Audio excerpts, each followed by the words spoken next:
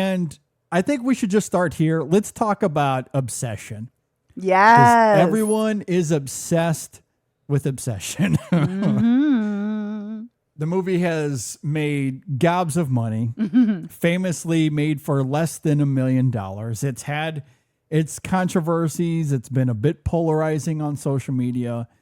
And what's interesting is that, and I noted this on Twitter over the last week as well, for all of the discourse around obsession, I actually didn't know too much about it. I had avoided most of the spoilers. In fact, I had avoided all of the spoilers. I didn't really know what I was walking into. Perfect.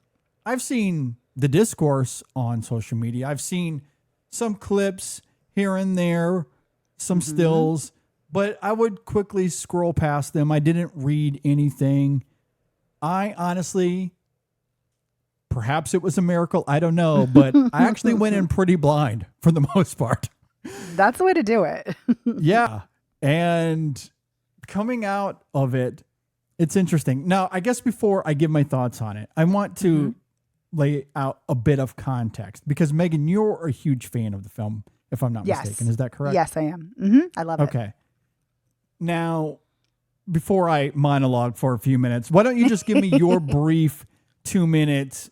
What do you love about the movie? Ooh, I know. I feel like I've talked about this so much. I'm trying to vary what I've said. But Sure. I think what works so I've seen this film more than once and it worked incredibly well for me the first time. I was riveted by it and I was just as captivated on the second watch. And I noticed so many more details. And I think it's a really sharply crafted film. The film hinges completely for me on Indy Navarrette's performance, and which I think is incredible. I think it's incredibly powerful, expressive, yet nuanced. It's a full-bodied performance. It is enthralling, and everything works, I think, because of her, because everything is central to her and anchors to her.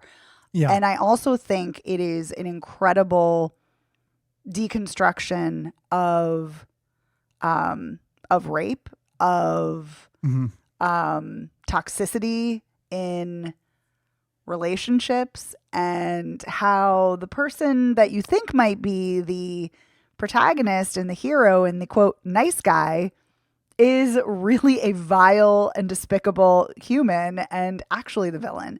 And so I also have seen one of my favorite film critics, Mary Beth McAndrews, and she has talked about this, or written about this rather, that she had a very visceral reaction after seeing this because it truly, even if it was incidental, it really captured how you can lose yourself in becoming someone else for another person to gain their affection, and how even when you do that, it's not enough for that person. And so that has kind of lingered in my mind, her perspective on that, which I think is incredible. But yeah, I think this is a really incredible film in that it is very clear to me that what's going on in this film is exploitation and rape. And I think it is done really horrifically and in a captivating way. Yeah, I think that's a great lead into my thoughts on the film because, as you noted, Indy Navarrette's performance has been hyped up quite tremendously since the film's release some months ago, even going back to last year because it premiered at the Toronto International Film Festival last September. So the performance has been hailed, it's been raved, and it's always incredible. It's always really fun when something that has been hailed the way that performance is, when it lives up to the hype. And there's nothing I can say except to echo those praises because she is sensational. Right? She is really, really great. It's one of the best performances of the year so far. Completely dynamic and unnerving. and she is the glue. She's what keeps that film together for sure. I do love the performance. As for the film itself, I do think it is good. I am admittedly still wrestling with a few things. I do think the allegory, to your point, it is effective. It is really, really effective. There are a few scenes in the film where it becomes quite visceral in terms of the commentary it's presenting here. I think where I'm wrestling with the film, and it's not necessarily a good or bad thing. There's just a few elements where I'm uncertain as it relates to how effective it may or may not be. I do think the writing is a little silly at times. I don't know if that is the appropriate word, but when I think about Bear as a character, he feels incomplete to me. In the sense that he's pretty dumb. Pretty dumb. Yeah. Like there's a lot of the things that he does and says in the film should be pretty obvious as to why these things are happening, but his reaction to it is, I don't know why these things are happening. Or at least that's how it comes off. There's this contradictory there's a contradictory nature to him. You know, there's that pretty diagnosed scene to this point where he says something to the effect of, I just want you to be normal. And then gets upset that Nikki is being weird, even though he knows why she's being weird. He caused it. He caused it. Yes. But he never seems to address this, or at least I don't know if the film goes far enough to really wrestle with him addressing that, as obvious as it is, but maybe that is the point. Again, that's why I have questions. Maybe it is the point that Barker is trying to make here. So the writing is, again, it's mostly good. There's just a few elements where I have question marks.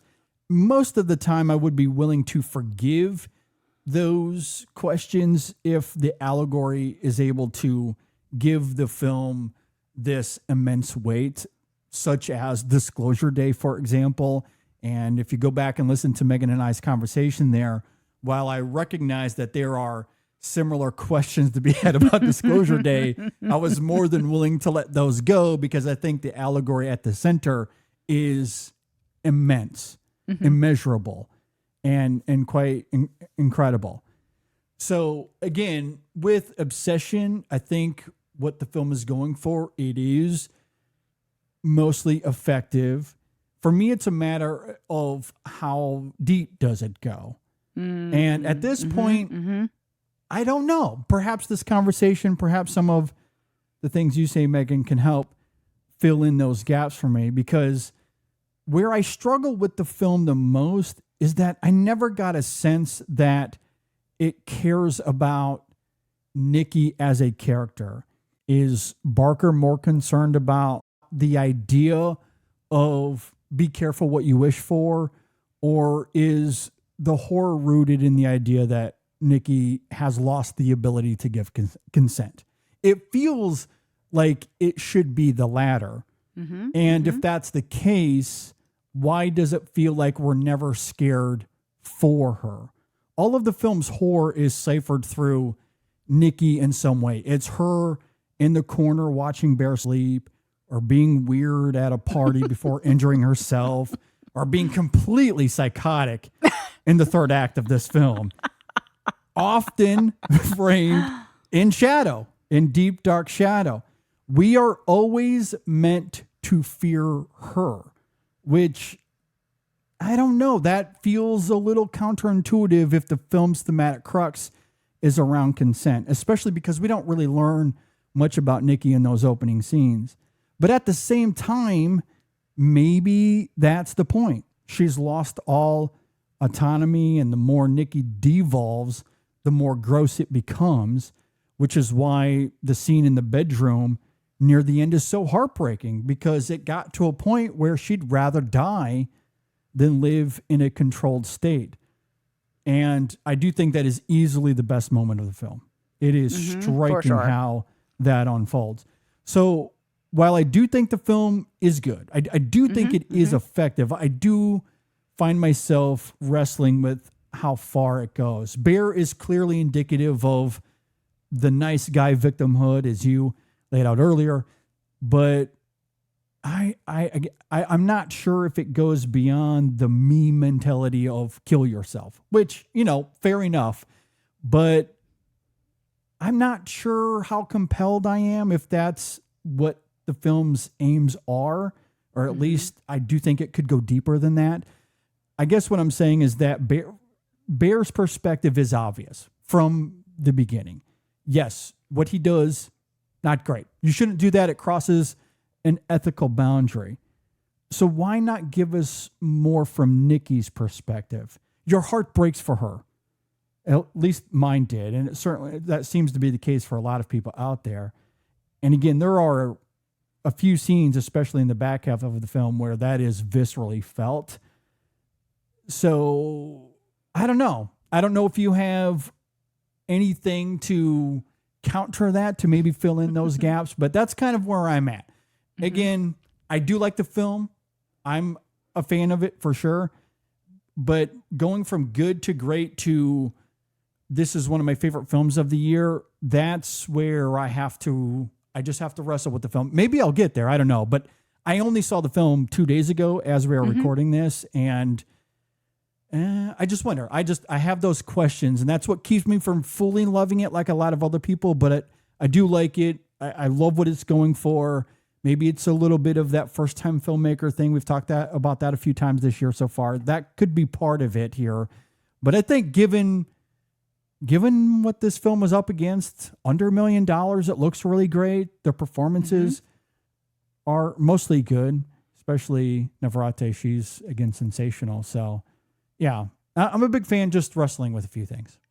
I completely understand that. And I think you're right that it could go much deeper. I definitely think you're right.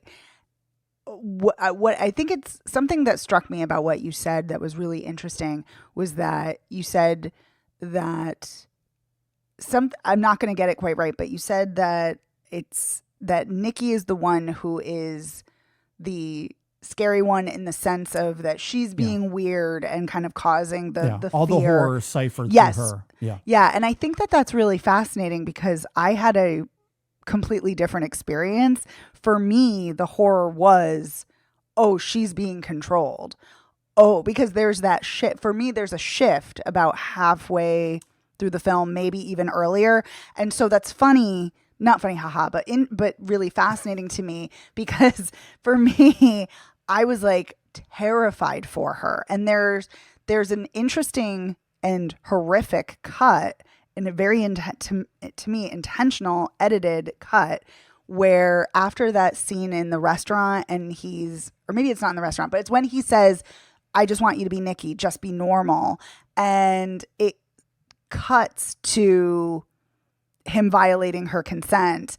And to me, that is so shocking and so jarring and immediately puts me in her perspective. And so I know exactly what you're saying. It is a criticism that I've heard and it's one I've sat with because I'm like, ooh, is it not doing enough to show her perspective? And we really do get her perspective in snippets in the beginning of the film, as far as like learning that she's a writer and kind of her perspective and that she's very generous because she gives money to a homeless person or an unhoused person. Yeah. And so we get these like little tiny bits, but you're right. We don't get anything from her perspective. And I think that is very intentional. And to me, the horror is like the horror on the surface seems that it is just about her being weird and her being unhinged and what is she going to do? And whether it's intentional or accidental, for me, the horror is, oh my God, she is controlled. She has zero agency over her body. And this is all because of Bear. Yeah. And he's very well aware of what he's done and that it's not her. He knows it's not her, and he does not care. He just wants it to be, he wants her to give the appearance of being how she was before without any regard for her agency. And so to me, it's like working on these two levels. And again, whether that's intentional or not, whether it just is kind of the way it plays out in the way that I'm interpreting it, it works for me on a very visceral level. Having said that, I completely understand your reservations and your criticisms of the writing, and that it's not more from her perspective. Because you're right, it certainly could be. Especially because of where it cuts at the very end of the film. So yeah, and that's the gap that I'm trying to remedy or figure out, because as I noted earlier, I think part of the distinction there, or part of the gap for me, is that Bear, while fundamentally he's aware that he is the problem, that he's the one that caused this, but as the film unfolds, there's just this ignorance that he displays as if he has no idea where it comes from. Even though it is very obvious to us, the audience, as to what's happening here, he reacts to the sandwich, for example, or he reacts to her weird behavior in a way that he comes off as clueless. And I am struggling to remedy why he doesn't see what's happening here, because he does. He clearly knows what's happening here, but he comes, like, he plays this ignorance. And I do wonder if that is a miscalculation, just because I feel like if the film leaned more into that and skewered the nice guy motif, it would have perhaps those punches near the end of the film would have landed even harder. So I do think that's part of it, but maybe on a rewatch, because again, I've only seen the film the one time a few days ago, perhaps on a rewatch, some of this will come to light more, especially that duality of being scared for her or of her, excuse me. I agree with you that I am scared for her fundamentally. I just wonder if it's more thematic than it is aesthetic, and in terms of the filmmaking, because Barker's intent from an aesthetic filmmaking perspective is she's the one you're supposed to be scared of. She's the one in the shadows.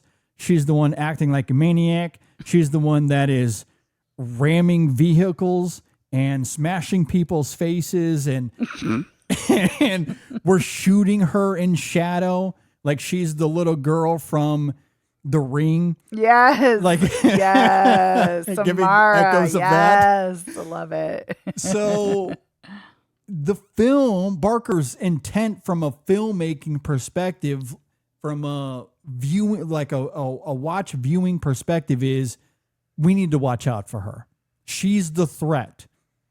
And so it's like, how do we make up that gap? If that is the filmmaking aesthetic choice that we're making here, is that like as a horror exercise, that's the jump scare.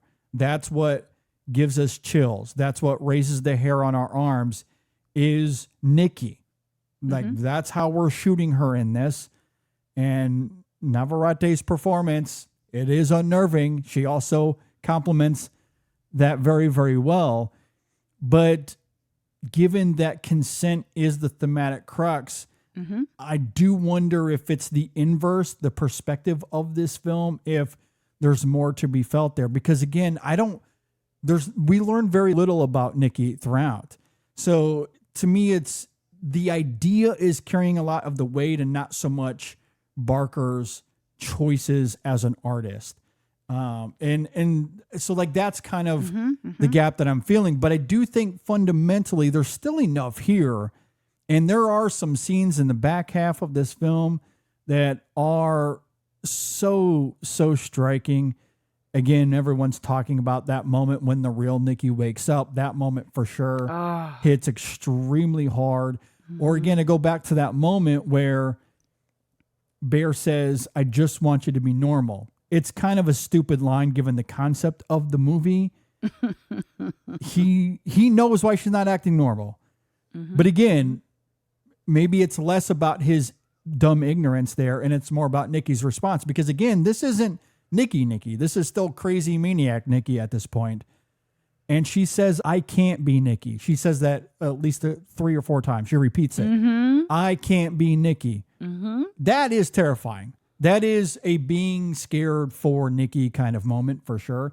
So it is here. I don't want to say the film isn't absent of that perspective or offering that perspective. Again, it's not a matter of does the film work. I do think it works.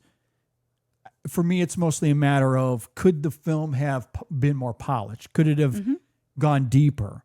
Those are the things that I'm still... And again, I'm talking about going from, I like this film too. This might be one of the best films of the year so far. Like that's kind of the gap I'm trying to wrestle with here. Sure.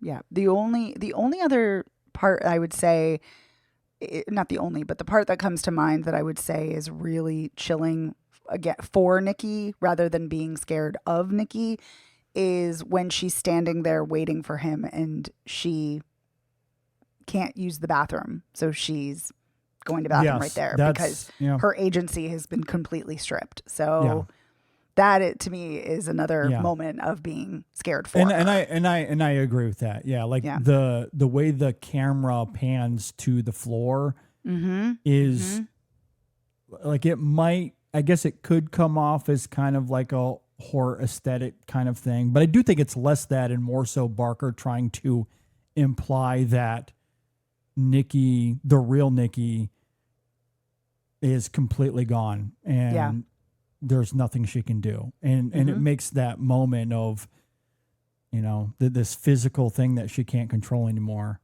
Yeah. It's that I agree with you. That's a pretty devastating moment as well, as subtle as that one is. Yeah. Yeah. That along with when Bear says, is it so bad to be with me? And she's like, Bear, I've never been with you. And which is, so there are those little moments. But no, I can't disagree with what you're saying as far as I totally get why you're wrestling with it. But those moments, those little moments, definitely were a visceral gut punch for me. And honestly, in a lot of ways, it kind of, I don't want to say saved the film, but I do think it amplified my overall reaction to it because halfway through this film, I was starting to wonder. I was getting curious as to where its greatness started to lie. Not that I was working against the film. I was with it, but I wasn't convinced yet. Right. And then you get to that moment in the bedroom. Well, I think it was moments before, if I'm not mistaken, is the I just want you to be normal moment where she says, I can't be Nikki. And then it's shortly after that you get the bedroom scene at night where the real Nikki, asks, I guess spoilers here, but everyone aside from me have seen this film now. I'm the last one, so check mark. Film complete. But that moment where she asked Bear to kill her, which is a gut-wrenching moment. Absolutely. Yeah. That's where the film upped the ante. I'm like, okay, now I'm starting to get on its wavelength more. And then you get that final scene at the very end of the film, which is, again, it shifts perspective kind of, but brilliantly. And Navarrete's reaction there is, it's phenomenal. She's very, very good. Yeah. So I have to wrestle with this one a little bit more as far as like, it's not going to end up on my top 5 for this episode. That's not to say that it couldn't end up on my list at the end of the year. But I'm still just trying to figure out where I land as far as how good it is. But I do think it's good. I mean, there's some competent filmmaking here. I love what he does with the camera.